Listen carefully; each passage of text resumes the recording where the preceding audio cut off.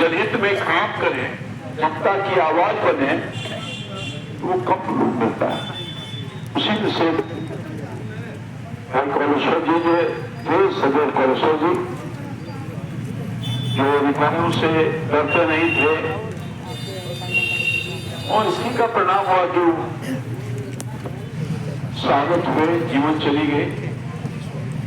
और आज हम लगातार 24वां वर्ष कितने लोग आ रहे हैं, कम बड़ी बात नहीं।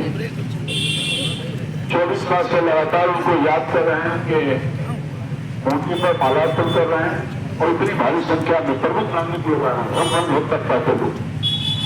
कहीं न कहीं उनकी लोकप्रियता रही है, लोगों के काम के लिए जाना जाते रहे हैं, और लोगों ने अपने मन में बसाया है, हृदय में बसाया है।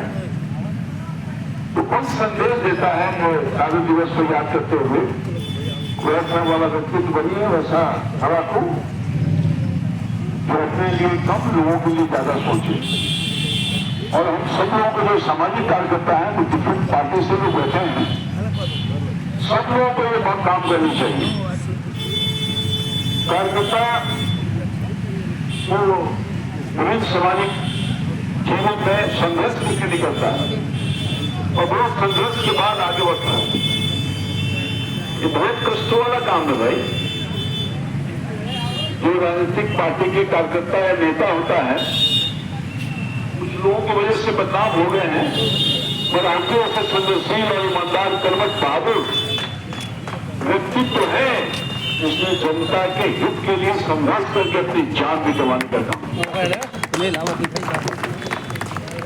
वो विचार, वो काम करने की क्षमता हम सब लोगों में आज के दिन एक जोश पैदा करता है, नई ऊर्जा पैदा करता है।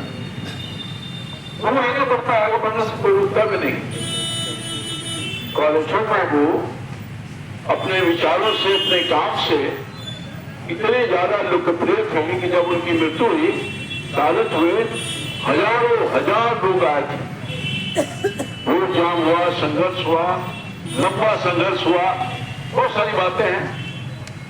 तो कालेश्वर बाबू नहीं है, उनकी यादें, उनका भाव, उनका जो विचार था, हम सब लोग जो सामाजिक कार्यकर्ता के रूप में हैं, उसको आगे बढ़ाने की आवश्यकता है, उसको आगे ले जाने की आवश्यकता है।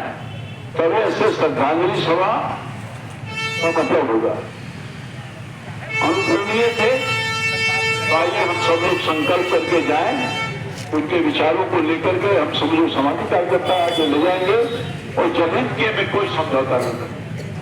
कोई आदमी आ जाए, हम अपने जनता के हितों में जो लगता है कि कहीं उसका हक छीना जा रहा है, अधिकार छीना जा रहा है, उसके लिए लड़ते रहे।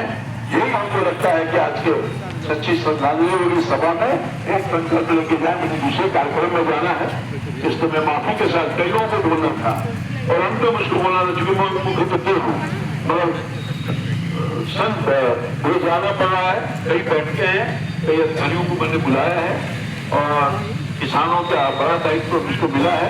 हम कोशिश कर रहे हैं किसानों को राहत देने के लिए, खासतौर पर बीज और जो खाद है उचित मूल्य पर उचित समय मिले, और वही बड़ी गड़बड़ी है। जंग लगा हुआ है, जंग को छुड़ाने में और टाइम लगेगा, पर हम प्रतिबद्धता के साथ काम कर रहे हैं। सब कोई समझौता नहीं करेंगे, किसानों को हक को दिलाते ही रहेंगे। इसलिए हम सब लोगों को जो आयोजन करने हैं उनको पूरा धन्यवाद देते हुए, और फिर कॉलेश्वर बाबू को श्रद्धासुमन अर्पित करते हुए अपने काम को